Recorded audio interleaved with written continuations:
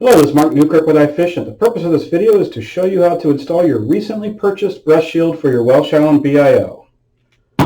First thing you're going to do is peel the frosted protective covering off of this. You don't have to, but we recommend doing so. Then you're going to hold your BIO from the side.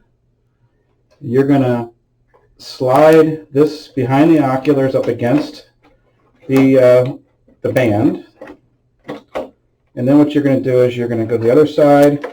You have to pull a little tab up, and then you're going to rotate this so it just hangs in place behind the oculars. Once you have that, you'll notice this little slot on the side. You're going to go take this slot and go just behind that band, and then that's going to click on the back of the knob behind the band.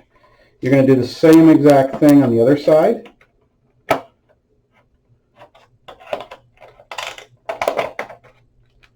And now that's on and in place. And you have your ocular cut out. And it's going to be nice and sturdy. And that's how you install that. Thank you for purchasing this from us, and take care and stay healthy.